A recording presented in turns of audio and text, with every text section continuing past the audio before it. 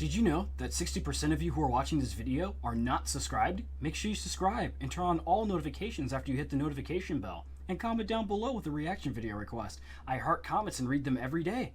Enjoy the video. What is up, you awesome kisters? It's CistReactZ, guys. Today we're reacting to Game Theory, FNAF, Goodbye Father, FNAF Security Breach Predictions. Make sure you guys hit the like button, subscribe to Game Theorist, and comment down below. So if you guys want me to react to more FNAF stuff or anything reaction in general, make sure you guys comment down below and give me your reaction requests.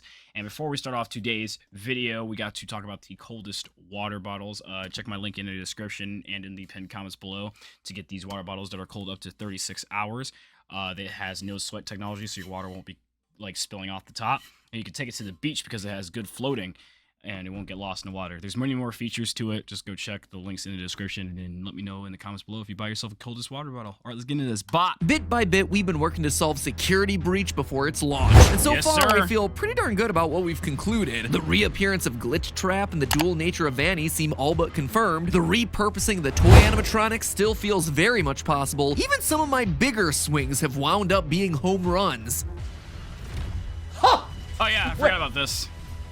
Well, that's explicit. Real quick, Music Man FNAF. There's a couple like evidence pieces or like loose threads that I keep in the back of my head and hold it until a point where it becomes that useful. Looked like his Music hands. Man is one of those. So to suddenly see a character with 6 legs and clown gloves, this is the closest thing the Music Man that I would inside the wall? assume, because anything that usually has a lot of legs like this is able to climb walls and climb ceilings. I wouldn't be surprised to see this be attacking you from the ceiling or a wall. 3 weeks later.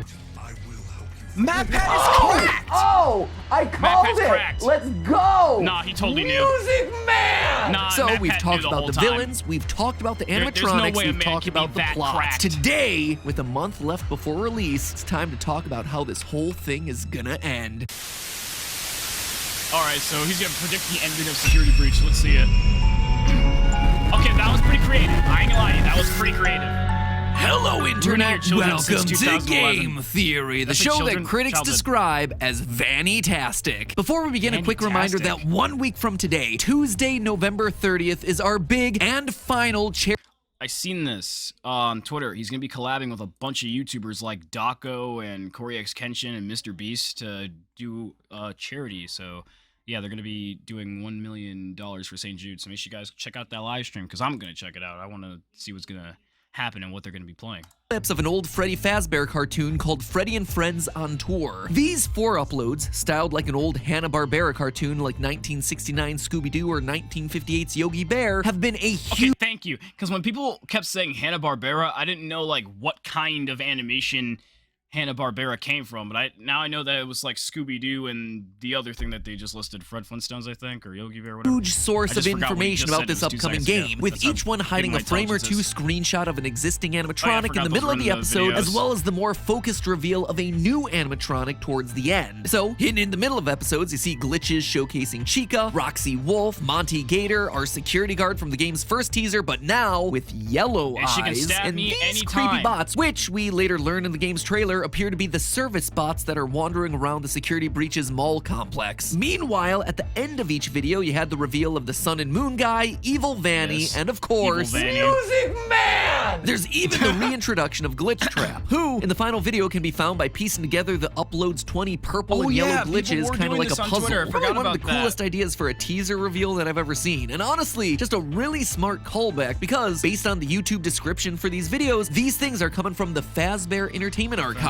And what are we doing with these old tapes? We're assembling them. Just like we saw with FNAF VR, we're assembling the tapes, also assembled Glitch Trap. So, yet again, we assemble a series of tapes, the glitches get stronger, upload after upload, and boom, Gold Bunny make people go bye-bye. I don't know if they meant this intentionally or not, but still, brain and then just a couple weeks ago, the actual trailer came out and confirmed a lot of what we were seeing. There's all the animatronics, there's the creepy service bots, there's Music Man! We know basically everything that's in this game because we've seen basically everything that's been teased. Well, except for one thing. Through all the reveals and teasers and trailers, one thing remains a mystery. There is still still one teased item that hasn't been revealed, and that is a tentacle monster. You heard that right. At the end of Fazbear and Friends Episode 1, we get this, a sliding tentacle slithering across the screen. And you know like it's a big deal because it's simultaneously the first thing they tease, but also the last thing that they're keeping secret. In fact, based on details from the trailer, as well as new clues that have come to light in other parts of the FNAF universe, I not only think I know what that is, but also the whole ending sequence of this game. This one is a biggie and feels like, once again, I am swinging for the fences, but if it proves to be true, Smash Brothers sound. Well, let me tell you, I'll be even more excited than this. Music Man! And speaking of things that get you more hyped than seeing your favorite reject animatronic make his triumphant return, let me just remind you that new FNAFware and Theoryware are available.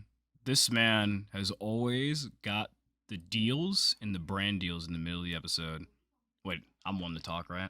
All right. Now then, let's talk tentacles. Across the series, there's only ever been one character associated with long, slimy black tentacles, and that is Nightmarion, the Nightmare Puppet, who came out as part of the Halloween update for FNAF 4 way back when I still had hopes that this series would end with 4 games. 4 games! What a fool I was. And who we more recently saw in FNAF VR's Night Terrors minigame. By the way, let me know in the comments below if you made it this far, what's your favorite FNAF game, and drop a reaction request down below.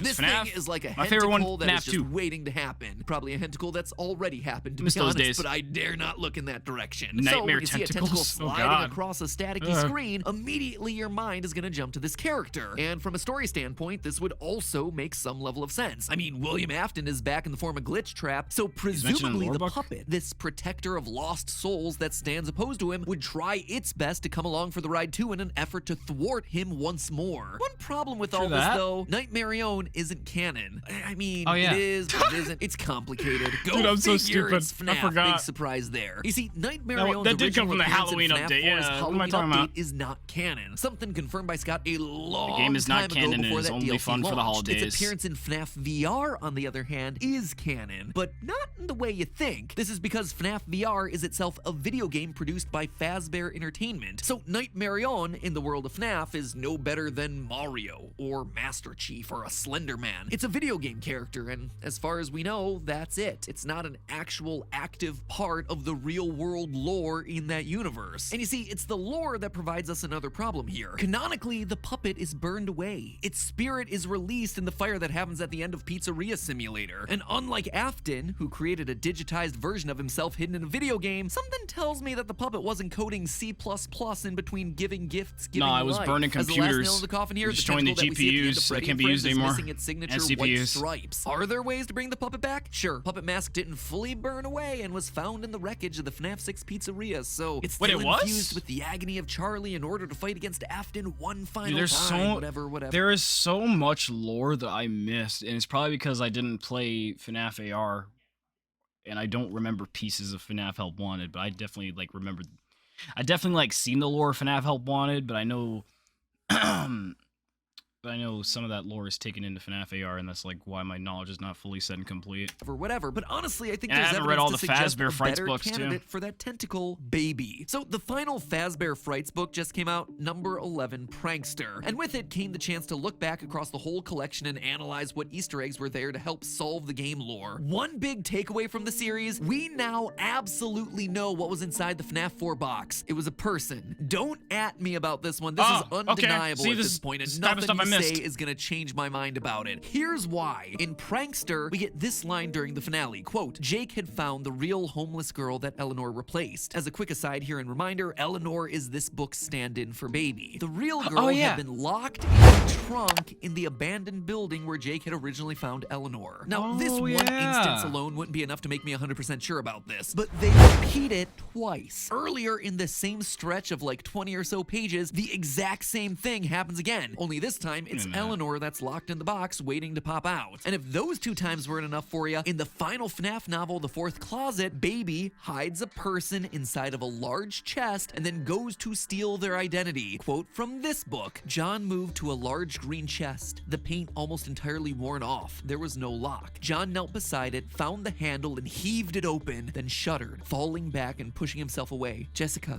he gasped, moving back to the chest and leaning over it. "Jessica." "What, John? I'm trying to listen." It's Charlie, he said hoarsely, in the chest. So 3 times in the various books of this franchise have we opened up a chest to find some person resting inside. All this knowledge and that information alone would be enough to be a trend, but the similarities in these situations continue. Not only does this very odd and very specific thing happen in both Fazbear Frights and the Silver Eyes novels, but both times the person inside the box is Charlie the puppet, or whatever her equivalent is in that universe. In the 4th closet, it's Charlotte, daughter of the genius animatronic inventor Henry, who tragically loses his young girl and then tries to rebuild her using robots. And over in Fazbear Frights, the homeless girl in the box is named Renelle. Stop me if this starts to sound familiar, but she's the daughter of genius inventor Dr. Telbert, who tragically loses his young girl and then tries to keep her alive by inventing Remnant. I'm just saying, whether you like it or not.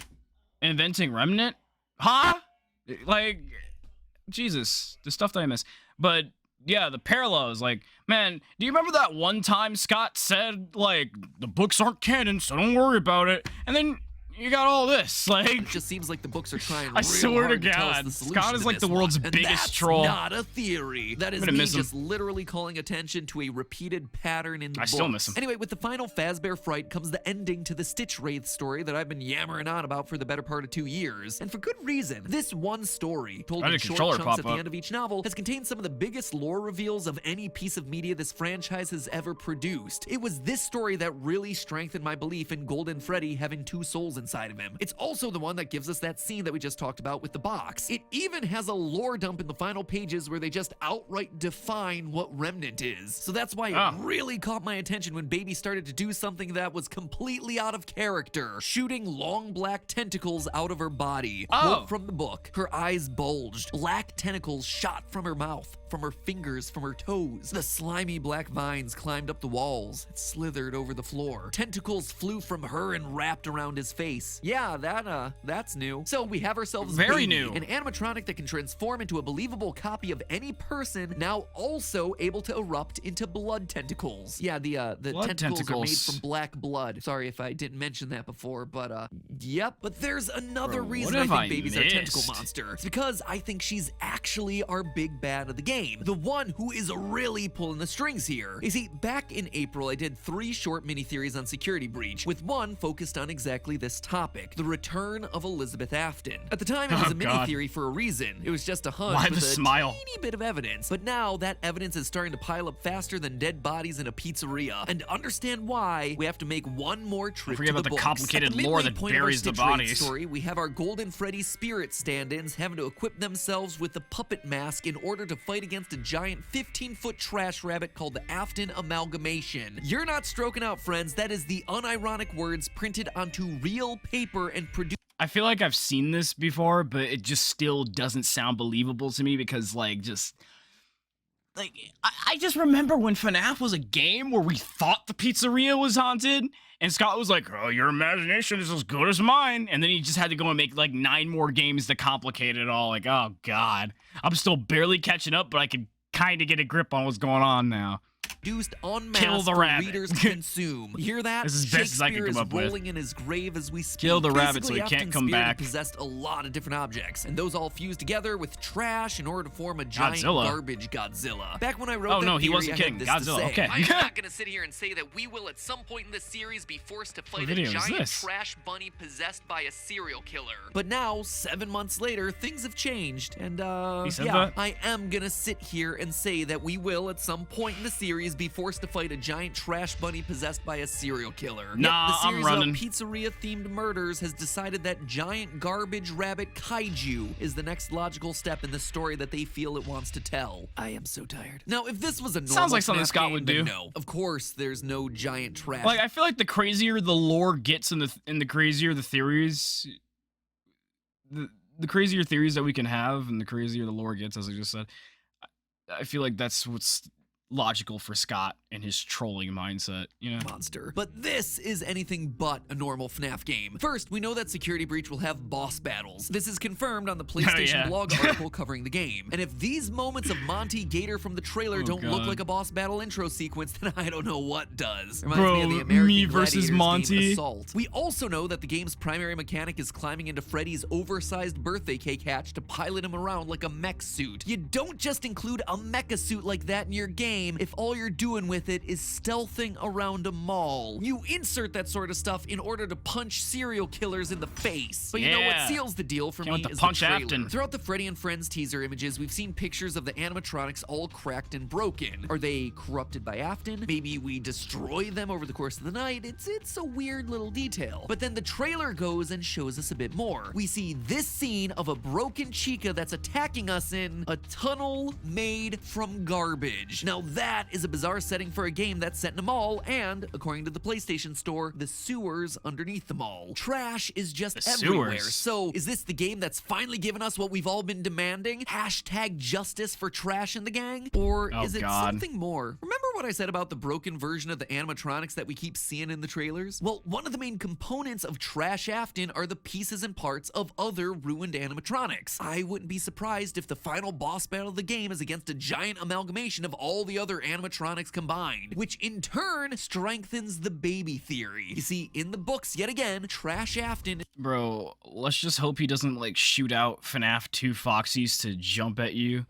Like how his jump scare used to be, the withered version of Foxy in FNAF 2. That'd be horrifying. Is described You'd like dodge those. In fact, it's so important that they decide to say it twice. First in book 6 and then again in book 11. In reality, it's actually Eleanor that's powering the whole thing. So if we do in fact descend down into a landfill to fight a giant trash rabbit kaiju, the one really pulling the strings will be the black blood tentacles of the shape-shifting baby. But there's one last thing worth mentioning, and that's this game's return to the first ever pizzeria, Fredbear's Family Diner. Dawko recently did a live stream to benefit our St. Jude campaign. Dawko, you're an amazing and wonderful person.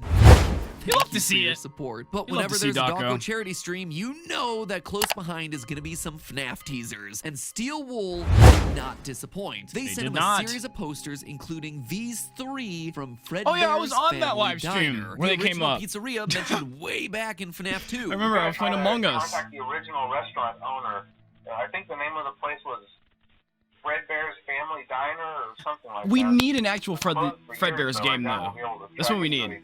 Now, the existence of these posters... And in the comments, don't tell me that FNAF 4 was basically our Fredbear's game. No, I want a Fredbear's game where we look left and right and shut the doors FNAF 1 style. Is pretty sus, considering game developers don't have the bandwidth to spend a lot of time on artwork that isn't getting used in your actual game. What's even weirder, though, is that the new Freddy and Friends teasers also revisit what appears to be the first pizzeria in episode 2, based on the building's small size, red and white striped If we use the sewers to go to Fredbear's or like the abandoned area. With the descent into a landfill-looking area leads me to believe that the mall is built on top of the original Fredbear's Family Diner location. We've actually seen a lot of this before throughout the series. In both Sister Location and the Twisted ones, we have large underground warehouses constructed under existing buildings and businesses. And again, in the Silver Eyes, we see Charlie and the gang breaking into a giant mall, read also Pizzaplex, built around one of the earliest pizzeria locations. Even FNAF VR ended with the scene of Glitch Trap beckoning us to the back room where we then went out the side door towards Security Breach's mall in the middle of being constructed. Long story short, there is a constant running theme of old places being connected to and buried under new,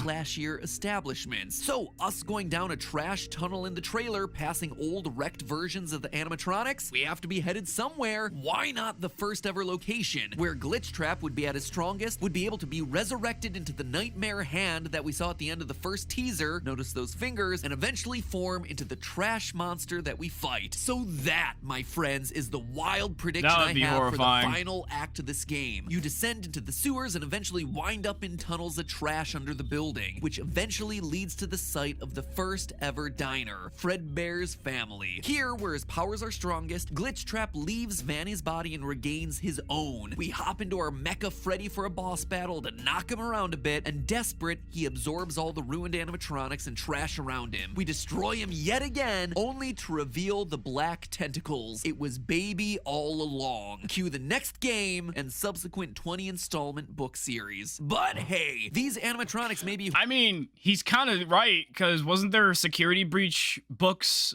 leaked after the game's release? So, yeah, like, we have, like, a whole logbook coming out for Security Breach, like, in August.